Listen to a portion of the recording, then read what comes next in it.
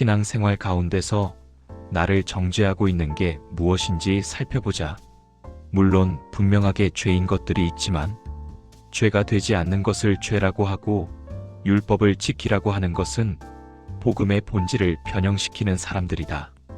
본질을 살피지 않으면 항상 행위 중심의 신앙생활로 돌아갈 수밖에 없다. 로마서 7장 6절에서 바울은 말한다. 형제자매 여러분, 그러나 지금은 우리가 우리를 올가매던 것에서 죽어서 율법에서 벗어났습니다. 그래서 우리는 문자를 따르는 낡은 정신으로 하나님을 섬기지 않고 성령이 주시는 새 정신으로 하나님을 섬깁니다. 에베소서 2장 15절. 여러 가지 조문으로 된 계명의 율법을 폐하셨습니다. 갈라디아서 2장 21절. 나는 하나님의 은혜를 헛되게 하지 않습니다. 의롭게 하여 주심이 율법으로 되는 것이라면 그리스도께서 헛되이 죽으신 것이 됩니다. 사도행전 15장 5절. 바리새파에 속하였다가 신도가 된 사람 몇이 일어나서 이방 사람들에게도 할례를 주고 모세의 율법을 지키라고 명령하여야 합니다 하고 말하였다. 6절. 사도들과 장로들이 이 문제를 다루려고 모였다. 7절. 토론을 많이 한 뒤에 베드로가 10절. 그런데 지금 여러분은 왜 우리 조상들이나 우리도 다 감당할 수 없던 율법의 멍에를 제자들에게 지워서 하나님을 시험하는 것입니까? 24절. 모세율법 즉 할례 외 몇 가지. 여기에 11조는 언급도 없다.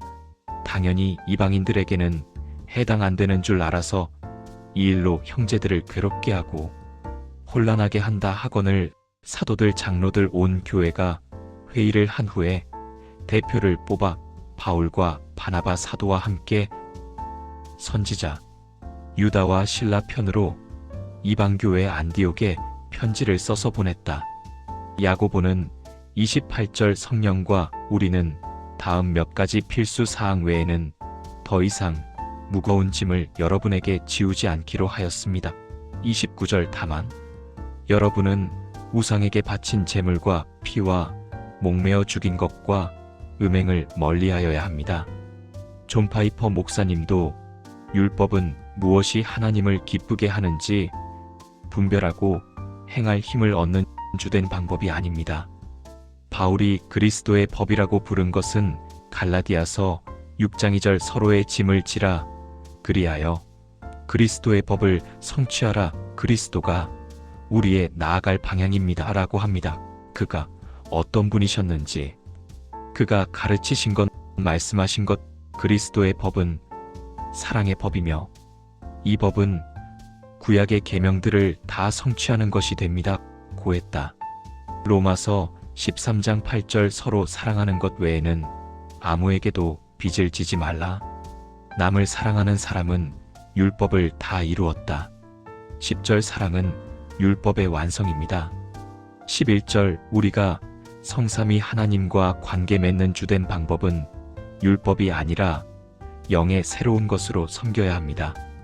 신약 성경에는 연보라고 하는 헌금의 형태가 따로 있었다. 구약에는 제사에 필요한 예물, 헌물, 제물이라는 용어가 있지만 신약에는 헌금이란 용어가 한 번 나온다. 예루살렘 성전에 연보궤가 있었는데 헌금을 넣었다. 그마저도 바울 서신의 연보에 대해 나온다.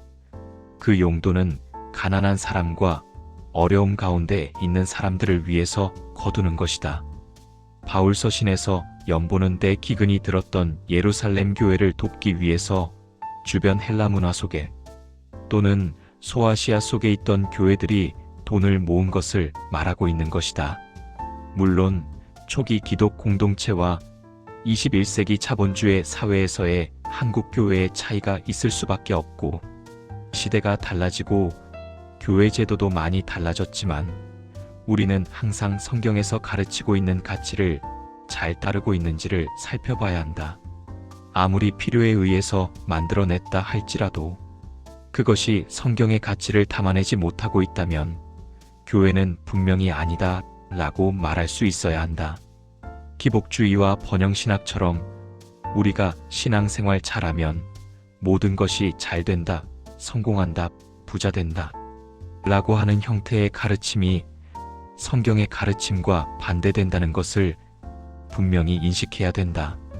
호세아 8절 11절 에브라임이 죄를 용서받으려고 제단을 만들면 만들수록 늘어난 제단에서 더욱더 죄가 늘어난다. 12절 수만 가지 율법을 써주었으나 자기들과는 아무런 관계도 없는 것처럼 여겼다. 에브라임으로 상징되는 북이스라엘이 하나님께 제사를 드리기 위해 제단을 많이 만들면 만들수록 하나님께 죄를 짓는다 라고 하신다. 북이스라엘 초기에 남유다와 분리되었을 때 많은 북이스라엘 사람들이 예루살렘 성전이 있는 남유다로 내려갔다. 이것을 막기 위해서 북이스라엘에서 남유다에 있는 예루살렘 성전 비슷한 것을 짓기 시작했다. 물론 하나님께 제사 드린다는 명목으로 북이스라엘 왕조가 그것을 만들었지만 실질적으로는 우상 숭배였다. 백성들이 그 짝퉁 성전인 산당에서 제사 드리는 것이 우상 숭배였다는 것을 알았다면 아무리 북이스라엘 왕조가 강요를 했더라도 남유다 예루살렘 성전으로 내려가서 예배드렸을 것이다. 문제는 외형이 너무 그럴듯하고 남쪽 예루살렘 성전과 비교해 볼 때 화려함과 외형적인 모습이 큰 차이가 없어 보였기 때문에 북이스라엘 사람들이 거기에 동조했던 것이다. 하나님을 기억해서 제사를 드리려고 성전을 지은 것이 아니라 북이스라엘 왕좌의 정당성을 확보하기 위한 정치적 목적으로 성전을 카피한 것이다. 입으로는 하나님께 제사 드리기 위해 제단을 만든다고 하지만 실질적으로는 자신들의 이익을 위해서 짝퉁을 만든 것이다. 그래서 제단을 많이 만들면 만들수록 그들이 하나님께 죄를 짓게 되는 것이다. 12절에서 그들은 율법을 모르고 관습과 관례를 따라 제단을 만들고 제사를 드린 것이고 그것이 하나님께 죄를 짓게 되는 것이다. 13절 그들의 제물과 제사를 하나님께서 그것을 기뻐하지 않고 받지도 않겠다고 하신 것이다. 그렇다면 그 제사는 의미가 없을 것이다. 문제는 하나님께서 받지 않는다 말씀하셨음에도 불구하고 그들이 제단을 만들고 제사를 드린 이유는 결국 자신들의 복을 빌기 위해서였다. 한국 교회도 기복신앙에 빠져서 번영신학의 기반 위에서 하나님께 아무리 많은 예배와 헌금을 드린다 해도 하나님께서 기뻐하시지 않는다면 그것은 아무 의미도 없는 것이다. 하나님께서 우리 죄악에 대해 분노하시는데 우리가 복을 받기 위해서 헌금하고 예배드리는 것은 북이스라엘이 율법도 관심 없고 하나님이 뭘 원하시는지에 대해서도 아무 관심이 없는 상태에서 복을 빌기 위해서 제단을 만들고 제사를 드린 것과 크게 다르지 않다. 14절 하나님께서 이들의 제사를 받지 않으신 이유는 바로 북이스라엘이 창조주이신 하나님을 잊어버렸고 너희가 지금은 자유인으로 있지만 과거 애굽의 노예가 되었던 것처럼 노예로 만들 것이다 라고 진노하셨다. 물론 실질적으로 북이스라엘은 역사 속에서 아시리아에 의해 멸망하고 남유다는 신바벨론 제국에 의해서 포로가 된다. 많은 목사님들이 11조는 성경에 기록된 하나님의 명령이라고 하지만 구약 성경에는 11조뿐만 아니라 하나님의 다양한 율법과 명령들이 기록되어 있다. 하지만 신약 시대에 우리는 그 말씀들을 문자 그대로 사용하지는 않는다. 조선 시대의 경국대전이 대한민국의 헌법과 같은 역할을 했다고 해서 경국대전을 자유민주주의라고 말하는 이 대한민국의 문자 그대로 적용하는 사람은 없다. 왕정시대를 기반으로 만들어진 경국대전이 오늘날 우리 시대에도 의미를 가지려면 정치적인 가장 기본 원칙들만 시대의 문화에 맞게 재해석되어 적용해야 되는 것이다. 구약시대의 율법도 마찬가지다. 하나님의 말씀이라고 해서 신약시대의 11조를 문자 그대로 적용해야 한다면 다른 제사제도, 정결법 같은 다른 율법의 말씀은 왜 문자 그대로 적용이 안 되는지에 대해 설명할 수 있어야 된다. 11조의 본래 목적은 그 시대의 언약적 종교 시스템을 지원하는 방식이었다. 성전이 있기 전 민수기 때 여호와께 제사를 주관하는 제사장들이 하나님께 바친 제물에서 남은 것으로 생활했고, 성막에서 일을 하는 레위 지파의 생계를 지원하여 생활을 보장해주기 위해 사용된 것이었고, 그 이후에 각 지파의 역할이 약해지고 민족적 공동체로 형성될 때는 레위의 역할을 하는 성전에서 봉사하는 사람들을 위해서 11조를 드렸다. 오늘날 개신교 목사를 제사장이고 레위 지파라고 착각하는 분들이 있지만 그렇지 않다. 11조는 그 정신과 가치로 본다면 하나님의 정의, 공의, 사랑을 공공 영역에서 구현하기 위해 헌신하는 사람들에게 쓰여져야 한다. 첫째 축제를 위한 11조. 신명기 14장 22절 23절. 너희는 해마다 밭에서 거둔 소출의 11조를 드려야 한다. 너희는 곡식과 포도주와 기름의 11조를 처음 난 소와 양의 새끼와 함께 주 너희의 하나님이 당신의 이름을 두려고 택하신 곳으로 가지고 가서 주 앞에서 먹어야 한다. 이렇게 함으로써 너희는 주 너희의 하나님을 두려워하는 것을 배우게 된다. 소출의 11조를 가지고 가서 바치고 또 그것을 먹으라고 하신 이유는 하나님을 경외하는 것을 배우기 위해서라고 하셨다. 24절. 그러나 주 너희의 하나님이 당신의 이름을 두려고 택하신 곳이 너희가 있는 곳에서 너무 멀고 가기가 어려워서 그것을 가지고 갈 수 없거든. 25절. 너희는 그것을 돈으로 바꿔서 그 돈을 가지고 주 너희의 하나님이 택하신 곳으로 가서 26절. 그 돈으로 마음에 드는 것을 사라. 소든지 양이든지 포도주든지 맥주든지 어떤 것이든지 먹고 싶은 것을 사서 주 너희의 하나님 앞에서 너희와 너희의 온 가족이 함께 먹으면서 즐거워하여라. 너무 먼 거리에 사는 사람들은 재물이 상하거나 변질될 수 있으니 돈으로 바꿔 예루살렘 성전 앞에서 먹고 싶은 것 사서 가족과 함께 즐겁게 먹으라고 하셨다. 그 분을 인정하고 하나님의 은혜로 나와 내 가족을 돌봐주신 것을 감사함으로 베풀어 두신 음식들을 그 앞에 두고 기뻐하며 먹는 것이다. 또 교회 공동체와 지체들과 함께 하나님의 임재를 즐거워하며 좋은 것으로 함께 먹는 것이다. 이것을 가능하게 돕는 레위 사람들을 예우하며 따로 비축하거나 떼어놓아 함께 축제를 즐기는 정신이다. 둘째, 돌봄을 위한 11조. 신명기 14장 28절. 너희는 매 3년 끝에 그 해에 난 소출의 11조를 다 모아서 성 안에 저장하여 두었다가 29절. 너희가 사는 성 안에 유산도 없고 차지할 몫도 없는 레위 사람이나 떠돌이나 고아나 과부들이 와서 배불리 먹게 하여라. 그러면 주 너희의 하나님은 너희가 경영하는 모든 일에 복을 내려주실 것이다. 난민, 이민 노동자, 즉 권리가 없는 법적 보호를 받을 수 없는 치외법권의 사람들과 과부 고아, 경제적 약자들을 3년에 한 번 모아서 도와야 한다. 11조의 아름다운 정신을 잘못 변질시켜 타락하게 되는 두 가지 잘못을 지적하고 있다. 마태복음 23장 23절. 율법학자들과 바리새파 사람들아, 위선자들아, 너희에게 화가 있다. 너희는 박하와 회향과 근체의 11조는 드리면서 정의와 자비와 신의와 같은 율법의 더 중요한 요소들은 버렸다. 그런 것들도 해야 하지만 이것들도 소홀히 하지 말았어야 했다. 정의는 사람들과 올바른 관계 그리고 타인을 착취하고 정당한 몫을 주지 않는 것이다. 자비는 요청하지 않아도 다른 연약한 사람의 처지를 살펴보는 것이다. 신의는 서로가 서로에게 진실한 태도를 갖는 것이다. 11조의 정신을 버린 11조는 자기의 의만 세우게 된다고 예수께서 말씀하셨다.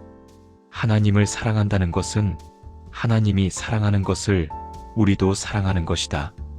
그분을 향해 울부짖는 사람, 그 분 앞에서 신음하는 사람들을 사랑하는 것이다. 그렇다면 질문해보자. 그것이 오늘날 언약적 교회 시스템을 지원하는 방법이어야 하는가? 디모데전서 5장에 의하면 복음을 위해 전 삶을 바치는 목회자의 생계를 지원해야 한다.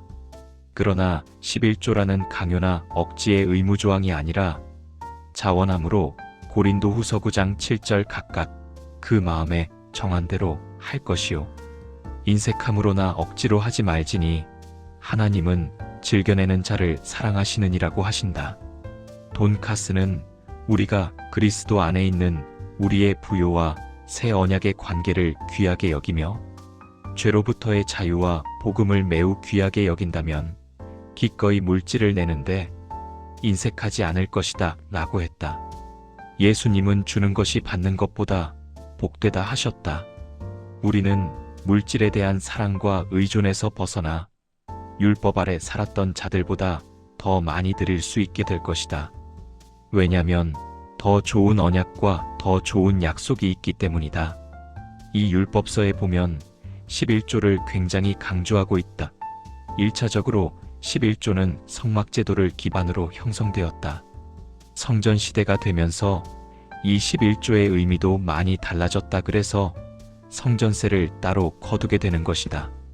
세겔이라고 하는 성전세를 드리는 방식은 성막시대와 성전시대의 시대적 차이가 만들어낸 새로운 문화였다. 그래서 하나님께 제사를 드리고 11조를 드리는 방식도 그 시대에 따라 달라질 수밖에 없는 것이다. 아모스 4장 4절 너희는 베델로 몰려가서 죄를 지어라. 길갈로 들어가서 더욱더 죄를 지어라. 아침마다 희생 제물을 바치고 사흘마다 11조를 바쳐보아라. 5절 또 누룩 넣은 빵을 감사 제물로 불살라 바치고 큰 소리로 알리면서 자원 예물을 드려 보아라. 이스라엘 자손아 바로 이런 것들이 너희가 좋아하는 것이 아니냐? 하나님을 무시하고 자기 이와 위신을 위해 드리고 그 몫을 자기에게 돌리는 이런 사람들의 11조는 죄라는 것이다. 현실의 삶 속에서 범죄를 저지른 자들이 제사나 11조를 꾸준히 드리는 모습을 보고 그것이 그들의 만족을 위한 행동이라고 하나님께서 비난하고 계신다. 많은 제사를 드리고 11조를 드리지만 그것이 그들의 만족을 위한 것일 때 하나님께서 그것을 받지 않으신다는 기록이 굉장히 많이 나와 있다. 하나님은 11조를 드리는 행위보다 드리는 사람이 하나님을 기억하며 하나님의 백성으로 살아가길 더 원하신다는 것이다. 그렇다면 구약의 11조는 이스라엘 백성으로서 살아가는 삶의 모습과 연결되어 있을 때 의미를 가진다. 그럼에도 우리는 말라기에 기록되어 있는 11조의 축복의 말씀에 집착을 한다. 신약 시대는 기본적으로 가정교회였기 때문에 성전이 필요하지 않았다. 따라서 성전세도 필요하지 않았고 11조도 드리지 않았다. 그리고 연보라고 하는 것은 가난한 자를 돕기 위한 것이었다. 만약에 신약적 의미의 헌금을 드린다면 11조라고 하는 것 대신 가난한 사람들을 위해 성금을 거두고 나누어야 하는 것이다. 물론 우리가 지금 생각하는 11조는 중세를 거치면서 다양한 종교세의 형태로 바뀐 것을 우리가 받아들인 것이다. 한국에서 말하는 11조는 중세적 의미의 종교세에 더 가깝다. 물론 교회에 돈이 필요 없다고 생각하지 않는다. 사실 한국 교회의 초기 공동체 속에서는 그렇게 11조가 강조되지 않았다. 70년대부터 한국 교회가 급속히 성장하면서 개발 독재 이데올로기를 수용하는 가운데서 한국 교회가 11조를 의무화했던 것이다. 그렇다면 11조는 개발 독재 이데올로기와 한국의 기복주에 결합된 굉장히 좋지 못한 전통이란 걸 알 수 있다. 그렇다면 지금 민주화된 사회 속에서 여전히 구약의 말씀을 가지고 적용하는 것이 옳을까? 구약의 말씀을 문자 그대로 지키라고 요구할 것이 아니라 교회 운영과 교육비, 인건비, 사례비를 위해 헌금 대신 교인 회비 혹은 교회 회비 형태로 바꾸어 사용하고, 헌금은 신약교회 전통에 따라서 가난한 자들과 주변에 우리의 도움을 필요로 하는 사람들을 위해서 연보를 거두는 게 더 낫지 않을까? 그러면 어떤 분들은 회비를 거두면 교회 공동체가 회원 모집하는 일반 사회 집단과 다르지 않다고 하는데, 이미 한국 교회는 종교 재벌이다 재벌로 발전한 형태로 이미 사용하고 있고, 그런 구조 자체도 일반 사업체와 다를 바 없다고 하는데, 왜 11조만 되고 과연 교회 회비를 걷는 게 비성경인지, 아니면 우리 스스로가 비성경적이라는 편견을 갖고 있지는 않은지 묻지 않을 수 없다. 한국 교회만 11조를 드린다. 독일 교회도 많은 교회가 종교세를 내는 것과 동시에 교인들이 교회 운영과 특별한 일을 하기 위하여 회비를 거둘 때가 많이 있다. 유럽이기 때문에 우리와 다르다가 아니라, 왜 한국 교회만 가지고 있는 이런 전통이 과연 성경적인 것인지에 대해서 한 번쯤은 생각해 보아야 되지 않겠나? 사실 11조를 하나님께 드립니다 라고 하지만 가장 많은 지출 부분이 인건비를 제외하면 교회 운영비다.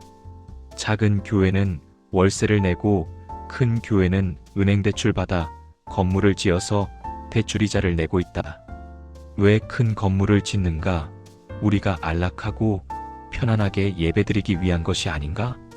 말로는 하나님께 드린다고 했지만 더 좋은 조건에서 예배드리기 위해서 사용되는 것이 아닌가? 교회가 헌금을 왜 걷는지에 대한 본질은 망각한 채 돈이 많아지고 재정이 풍성해지면 하나님의 축복이다 라고 말하는 모습 속에서 한국 교회가 왜곡의 길을 걸어가고 있다. 그렇게 돈을 모아 한국 교회가 뭘 했는가? 건물 짓고 기도원 짓고 거기 땅값 오르면 팔고 다른데 또 기도원 짓고, 한국 교회가 무슨 부동산 투기하는 종교 집단인가? 사례비, 교육비, 인건비, 운영비를 제외하고 과연 몇 퍼센트가 하나님 나라 위에, 이 땅의 가난한 자들과 소외된 자들 위에 사용되고 있는가 한번 확인해보라.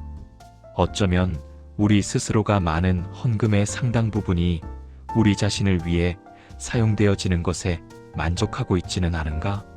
현실의 변화를 제대로 받아들이지 못하는 목회자들이 교회라고 하는 자기의 왕국에 갇혀서 자신들의 왕관을 지키기 위해 돈과 권력에 집착하여 세습을 하고 있다. 그 밑에서 목사님 아멘 아멘 하면서 따라다녔던 우리 한국교회 성도들은 아무 잘못도 책임이 없을까? 은혜 받았다고 아부하면서 우리의 말씀에 대한 무지와 잘못된 순종이 한국교회를 몰락의 길로 내몰고 있다는 생각을 해보진 않았나? 11조에 대한 근본적인 인식, 한국교회 재정에 대한 부의 문제, 자본주의 가치에 왜곡되어 있는 한국교회의 가치에 대해 근본적인 고민을 해봐야 한다. 한국교회가 개혁과 변화의 바람이 일어나려면 한국교회의 11조가 사라져야 한다. 하나님은 영이시다. 돈이 필요하신 분으로 몰아가지 마라. 하나님이 받으시는 것은 물질이 아니다. 이미 우리 자신을 받으셨기 때문이다. 구원받았다는 것은 우리는 이미 하나님께 드려진 바쳐진 하나님의 소유된 백성이다. 베드로전서 2장 9절 내가 하나님의 소유라면 나의 가진 모든 것도 이미 하나님의 것이다. 헌금 수천억 바친다고 해서 하나님이 기특해 하시고 엄청 감격해 하시면서 더 복을 주시지는 않는다. 인간의 기준에서 수천억이 대단한 것이지 하나님께는 아무것도 아니다. 사도행전 17장 24절 우주와 그 가운데 있는 만물을 지으신 하나님께서는 천지의 주제시니 손으로 지은 전에 계시지 아니하시고 25절 또 무엇이 부족한 것처럼 사람의 손으로 섬김을 받으시는 것이 아니니 이는 만민에게 생명과 호흡과 만물을 친히 주시는 이심이라. 아멘. 로마서 12장 1절 그러므로 형제들아 내가 하나님의 모든 자비하심으로 너희를 권하노니 너희 몸을 하나님이 기뻐하시는 거룩한 산 제물로 드리라. 이는 너희가 드릴 영적 예배니라. 하나님은 헌금이 아닌 나 자신을 드리길 원하신다. 아무리 성경을 살펴봐도 돈을 하나님께 바치면 하나님이 기쁘게 받으신다는 말씀이 없다. 하나님께 드려진 우리가 하나님의 영광을 위해 하나님의 소유를 가지고 청지기가 되어 기쁘신 뜻대로 돈을 사용하는 것이 바로 연보이다. 사도행전 4장 34절 그 중에 가난한 사람이 없으니 이는 밭과 집 있는 자는 팔아 급한 것의 값을 가져다가 35절 사도들의 발 앞에 두매 그들이 각 사람의 필요를 따라 나누어 줌이라. 바친 것이 아니라 발 앞에 두었다. 유대인들은 율법의 11조도 잘 알았고 복음을 정확히 깨달았다면 그리스도의 십자가와 함께 폐지된 것도 잘 알았을 것이다. 그러나 과도기라 일부는 예루살렘 성전이 무너지기 전이어서 11조도 했을 것이다.